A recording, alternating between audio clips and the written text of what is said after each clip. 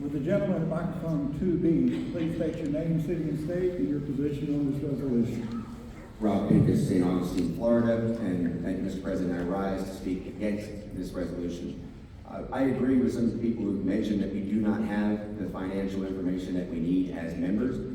I understand the weight of the members directing the directors to do their job and serve the membership in something like this, and I think it's premature for us to do it, as has been said. This is also asking us to support a legacy resolution from a legacy board. We've had these meetings for many years over issues of turmoil and issues of change and need for transparency. And that need for transparency still exists. The change has begun.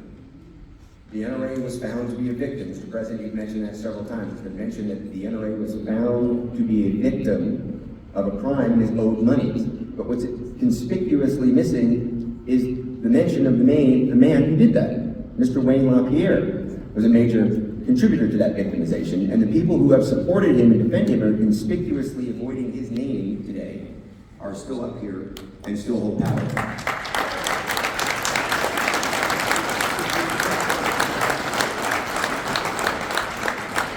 And I believe that can change Monday, and should change on Monday, and after Monday, there'll be a new board that can look into all of these issues to give the information with transparency to the members so that we can support or not support members from an educated position, as Sheriff Campbell mentioned. I think it's incredibly important to understand where we sit now, knowing that the board, the officers, you've heard the members speak. The top 3 of the top 5 vote getters in the ballots were members of the 4 reform slate candidates. The other one also made it. All 4 reform candidates. 2 past presidents did not get reelected to the board. And you know what that means. Members need to know what that means. We are being heard, change is in motion, and there's an opportunity on Monday to set things right with a proper slate of leadership that will answer to the members and then be able to consider this move. Because this move sounds great. I'm not against Texas, but let's remember the history of the organization going back to that 1977 revolution says we need to be where the fight is. Because there was an opportunity to take the NRA to Arizona and just play at the Whittington Center and be a recreational sport organization, but it's not. It's a political organization. That fight is in the Mid-Atlantic. And as much as I've left Virginia too, I get it. That's where the fight is. That's where the organization needs to have a presence, even if it's only ILA. But these decisions need to be made by the new board with an educated membership supporting or refuting those resolutions. I think it's also important to note that the insolvency that apparently is being threatened on the organization includes a $20 million recently reported demand from the Brewer Law Agency to be paid immediately. And he's here in Dallas too. And we don't need his talent any deeper into this organization. Thank you.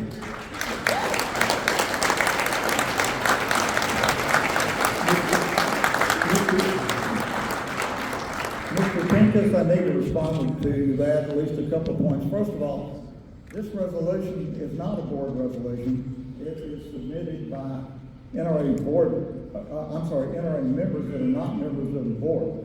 Secondly, your implication of your statement about 4 new board members is that there's never a change in the board. That's not true.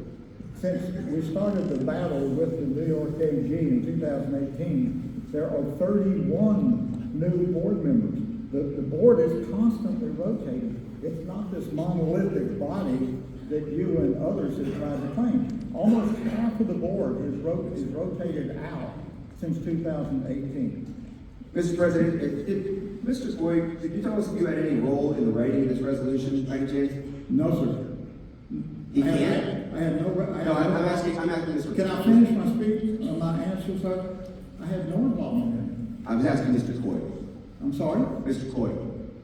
As chair of the relocation committee and the evidence that I've seen, yes, sir, I do support. The question is, did Mr. David Coy have anything to do with the involvement of writing this resolution? I don't know. Can we ask her?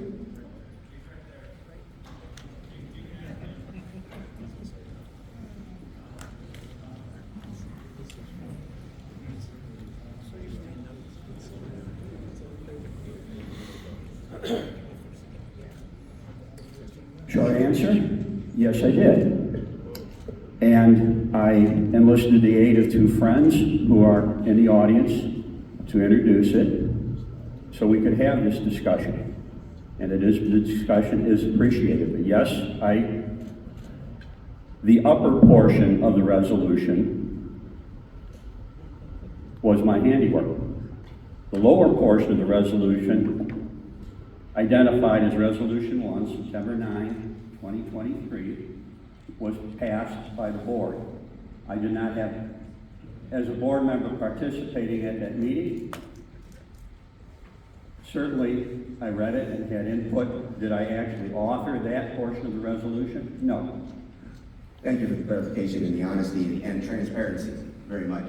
That was the board resolution that I was referring to, Mr. President. But this resolution supports that board resolution and is clearly part of the legacy establishment agenda. And I just think that agenda should be tabled. This resolution should not be passed. Let the new board, if they think this is a good idea, explain to the membership why. Thank you. Yes.